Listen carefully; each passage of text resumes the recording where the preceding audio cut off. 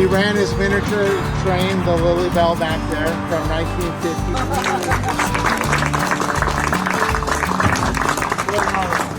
Yeah.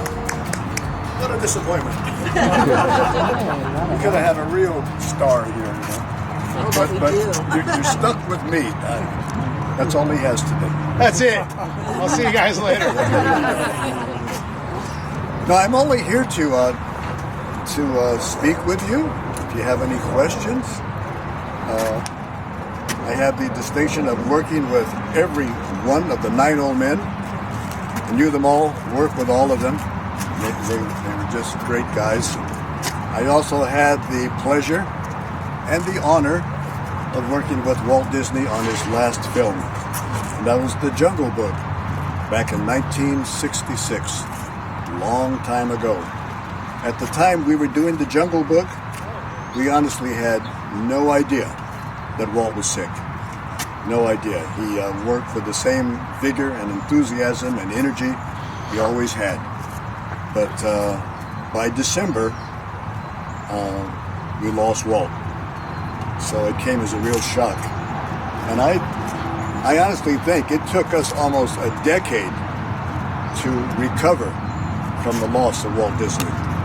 We had to find our way again without having a leader. I mean, we had a leader since the beginning of the studio when Roy and Walt, co-founded, Walt Disney Productions. So without Walt, it was a tough go. But you know what? Eventually, we found our way back, and we had a second renaissance of animation at the Walt Disney Studio, with films like The Little Mermaid, Beauty and the Beast, Lion King. So animation doesn't die; it lives on, even though it's old codgers. And I am officially an old codger now. Floyd turned 90 2 weeks ago. Oh, wow. The last of a dying breed, that's for sure. But I'm happy to still be here, and happy to still hang out at the Walt Disney Studio, which is right over there. That's where we're going for lunch, right? We're going for lunch, yeah. And you're all in, you're all in. Lunch is on me. I said, Grandma, one day I'm going to work for Walt Disney. So, you got to have a dream. And then you've got to follow that dream. Now you got to do the work. I had to learn this business. But mainly, it's because I really wanted to do it. I didn't want to do anything else. I wanted to work for Walt Disney. And that's exactly what I did.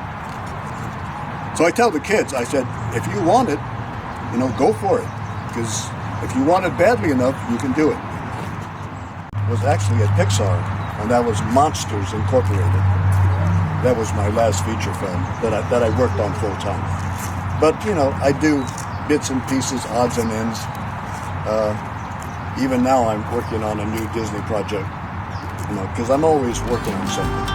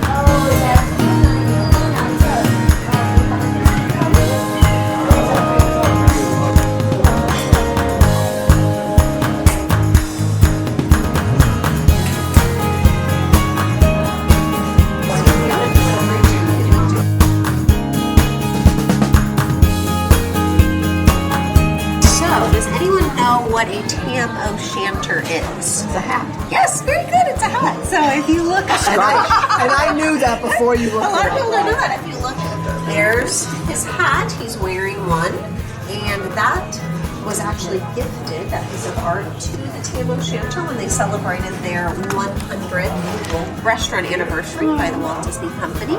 So this was Walt's favorite place to sit when he came into the restaurant here. And Brian, he actually liked to sit where you were sitting. I can feel him. Can you feel his Feel presence? him. Yeah. In the corner there, you know, imagine a crackling fire here to the left. He's drinking a Scotch mist. He's watching the hustle and bustle of the restaurant, the guests coming in and out, the waitresses rushing by with food. So he really wanted to be in the heart of the action, but also with a bird's eye view. So a few years back, for a scavenger hunt, they had the Imagineers come in and do some sketching on the table. You'll see there is a T-Rex there. You'll see there's a Stegosaurus there. That can be reminiscent of the 1964-65 New York World's Fair. It is said that a lot of ideas for Imagineering could have come to light in this restaurant with little sketches on a cocktail napkin. They have found certain pieces of a firma, so we always like to share that with our guests. So you get to sit where Walt is sitting, and this is an active booth. Anyone can request this booth if they come to dine at the Tam O'Shanter. They keep it open for Adventures by Disney when we come here because they know how passionate our guests are about Walt Disney and the history.